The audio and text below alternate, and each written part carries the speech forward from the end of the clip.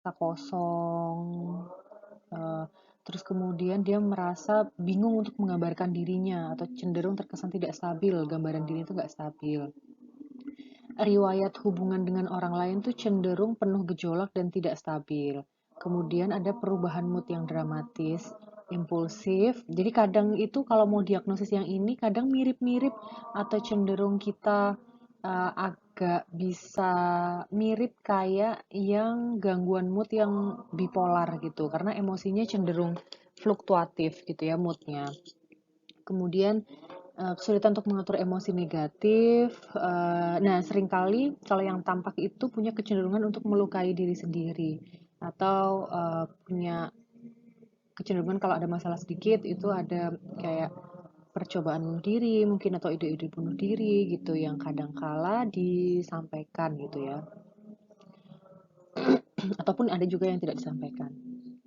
Nah, orang dengan gangguan ini sebenarnya cenderung tidak yakin dengan identitas pribadinya. Ya karena dia sangat tidak stabil emosinya gitu, jadi seringkali dia bingung, banyak kebingungan tentang dirinya. Kemudian nilai, tujuan, dan karir, bahkan orientasi seksual. Nah, yang berikutnya ada namanya histrionik. Kalau histrionik ini orangnya tuh cenderung emosinya berlebih-lebihan, agak lebay gitu ya bahasanya mungkin. Karena sebenarnya dia punya kebutuhan atau keinginan untuk menjadi pusat perhatian. Dia selalu pengen jadi center of attention gitu dimanapun berada. Makanya kesannya kayak dramatis, terlalu emosional gitu.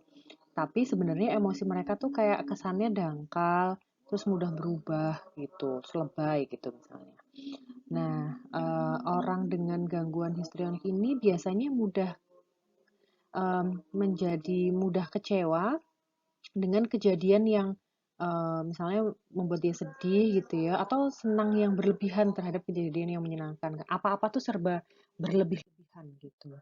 Kemudian berikutnya ada narsisistik. Kalau yang narsisistik ini, ya secara umum yang kalian tahu ya, narsis itu kan cenderung dia punya perasaan diri yang hebat dan punya kebutuhan untuk selalu dipuji, dikagumi secara berlebihan, secara ekstrim gitu. Nah, kadangkala belum tentu yang fakta. Mereka ngomong bluffing gitu ya bahasanya, ngomong tentang kebaikannya, prestasinya, apapun yang hebat-hebat tentang dirinya, sebenarnya tujuannya pengen dipuji gitu.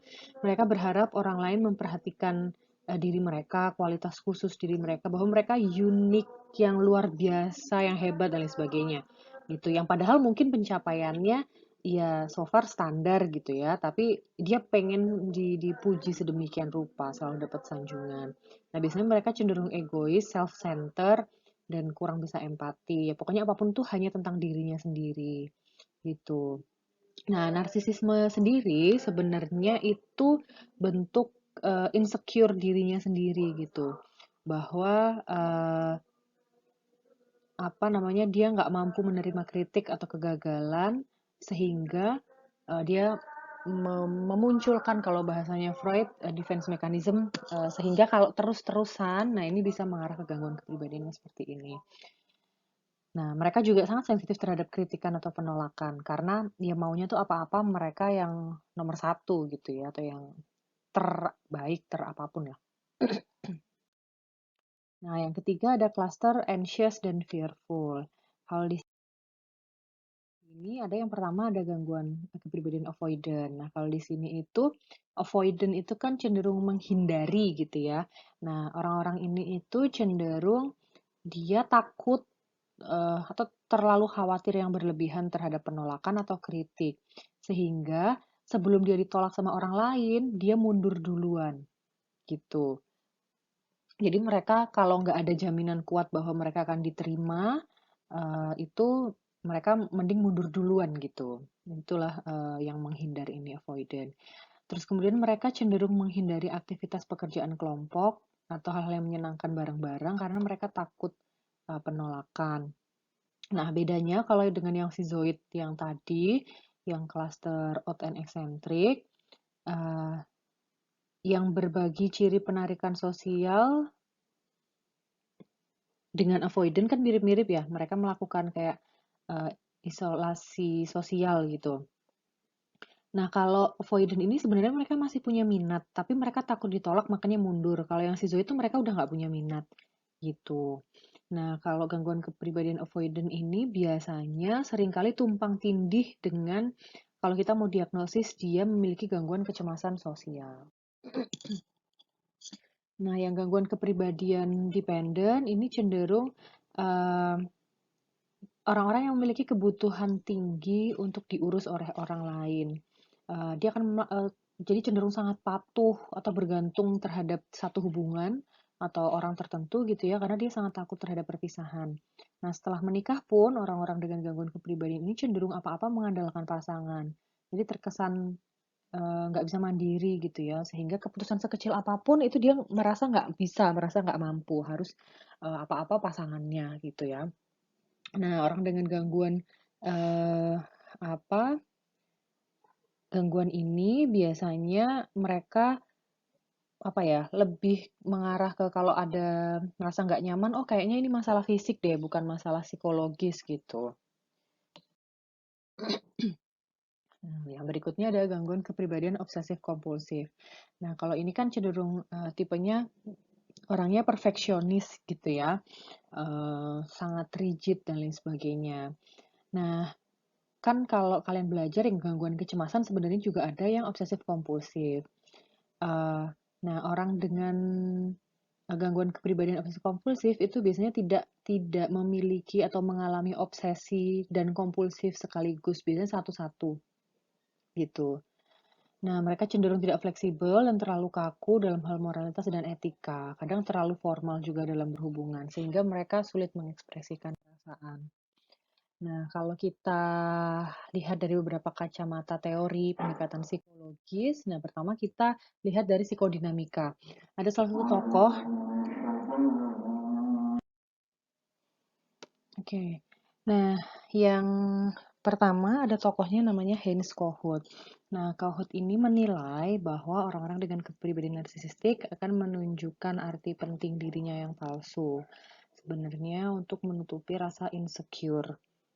Nah, eh, menurut Kohut, masa kanak-kanak awal dia melibatkan tahap ada namanya healthy narcissism yang sebenarnya normal-normal aja kalau anak kecil tuh kadang suka narsis gitu ya. Namun karena kita kurang memiliki rasa empati misalnya sebagai orang tua atau pengasuhnya gitu ya atau dukungan orang tuanya yang nggak baik, kurang diajarin bagaimana cara berempati dan mereka nggak bisa mengembangkan hal itu sehingga itu bisa mengembangkan anak itu nanti ke dewasanya menjadi narsisisme yang patologis gitu atau yang abnormal.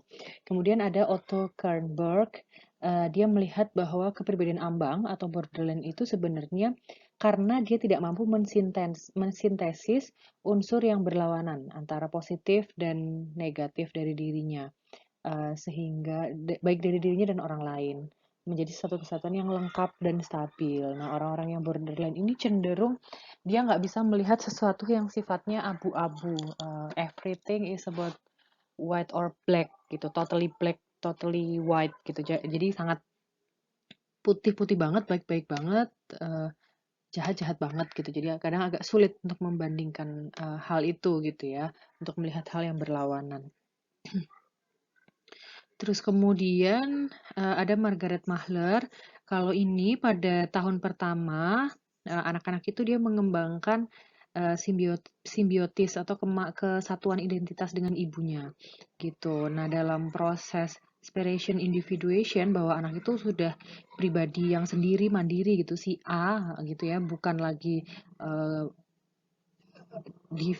bukan lagi nempel sama ibunya identitasnya. Nah, ini kadang-kala menjadi tantangan tersendiri bagi anak. Nah, orang dengan gangguan borderline dia menunjukkan tanda-tanda ambivalensi selama proses pemisahan tersebut. Nah, tapi sebenarnya teori ini masih dipertanyakan. Nah, kalau berdasarkan teori pembelajaran, pengalaman masa kecil dia membentuk pola maladaptif dalam berhubungan dengan orang lain ya, sebenarnya menimbulkan gangguan kepribadian. Misalnya, anak-anak yang secara terus-menerus tidak dibiarkan mengungkapkan pikirannya, atau mengeksplorasi lingkungannya, nah dia cenderung mengembangkan pola perilaku dependen gitu. Karena apa-apa harus disuapin gitu sama orang tuanya, disuapin nggak cuma makanan ya, maksudnya disuapin dalam hal apapun gitu. Jadi nggak ada kesempatan untuk mandiri atau melakukan hal-hal apapun sendiri.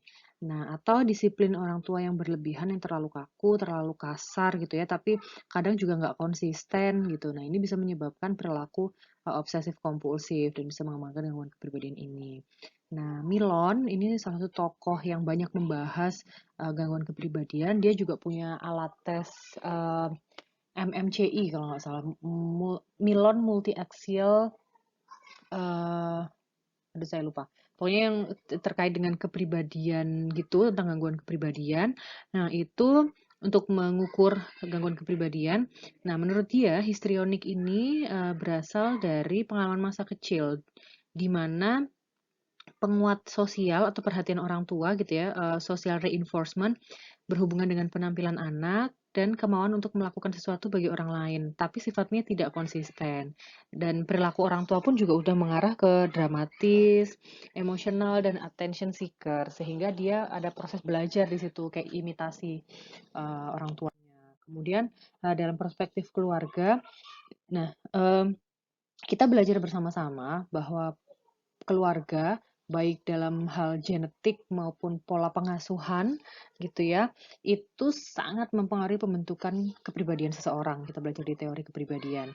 Nah, hal ini juga dilihat bahwa bagaimana keluarga ini misalnya menjadi keluarga yang tidak sehat, itu juga berperan terhadap perkembangan gangguan kepribadian seseorang di masa dewasanya nanti.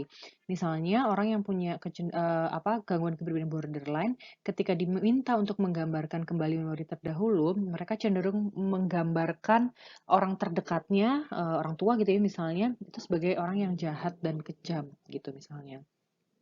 Atau anak-anak yang ditolak dan ditelantarkan oleh orang tuanya mungkin tidak mengembangkan perasaan hangat dalam ikatan dengan orang lain karena uh, dia nggak punya contoh, dia nggak pernah merasakan hal itu, sehingga mereka juga nggak mampu untuk menunjukkan empati. Nah, kalau faktor biologi sendiri, ada faktor genetik jelas gitu ya, dari udah beberapa penelitian dilihat bahwa walaupun belum jelas genetiknya yang mana gitu ya, gen yang mana, tapi punya kecenderungan bahwa ketika kita ada orang tua yang punya gangguan kepribadian, anaknya lebih rentan seperti itu. Kemudian kurangnya responsivitas emosional.